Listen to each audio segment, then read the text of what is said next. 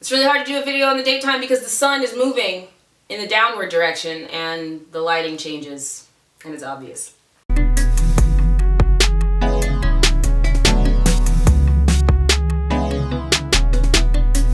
Wow, what a title, huh? Honestly, I was already having a hard time figuring out if I could put all these things into one video because I didn't know if they would mesh very well, and now this damn Logan Paul thing had to happen, and you know I gotta talk about that.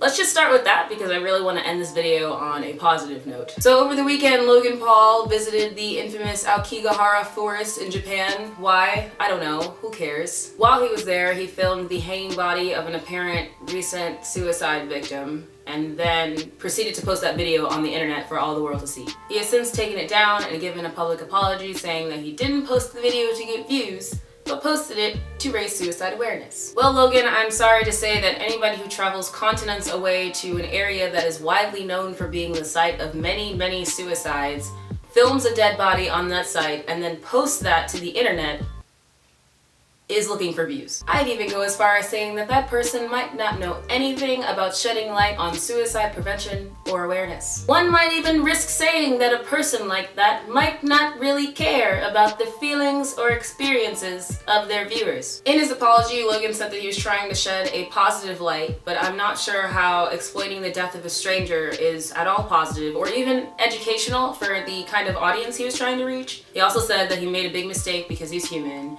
But I just feel like there are so many steps that you have to go through in order to make this happen. Apart from already knowing the stigma behind the forest itself, you had to have taken the footage, edited the footage, waited for the footage to upload on YouTube, and then pressed the publish button. I would know I've gone through this step many, many times. So at any point in time, you could have stopped and thought about the repercussions of your actions. So to me, this doesn't seem really deserving of the title of a good-hearted mistake. It seems a bit worse than that.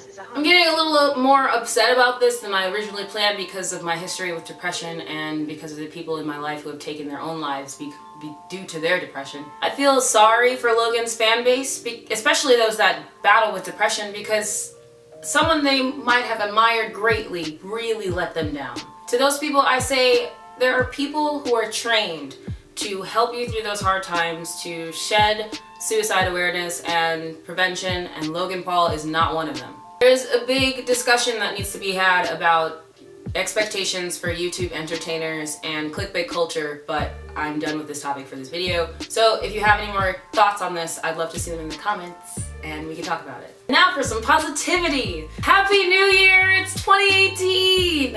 I never thought I could be so excited for a new year, but here I am, shaking in my booties. 2017 was a weird year. I think that a lot of good and bad things happened, but now we've all given this collective sigh of relief now that it's over. The thing that makes me super excited for this year is the way that everybody's talking about it and setting their goals and changing their mindsets. I'm seeing a lot of love and kindness toward one another, and it's super invigorating because I can feel its realness and its truth.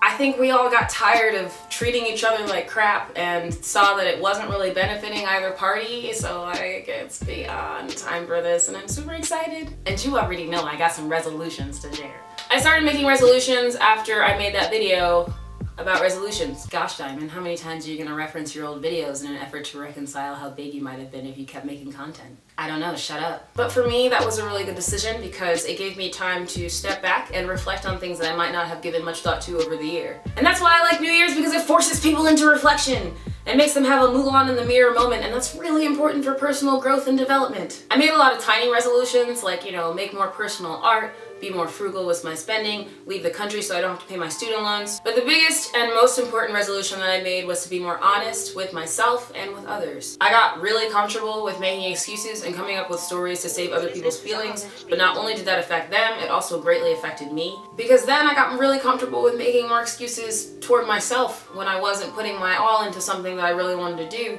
or pushing myself to be who I really wanted to be. If you think keeping up a lie with someone else is hard, try keeping up a lie with yourself. It's impossible. You always get caught. I just don't want to be the kind of person who is more afraid to hurt somebody's feelings with the truth than I am to be comfortable with telling myself a lie.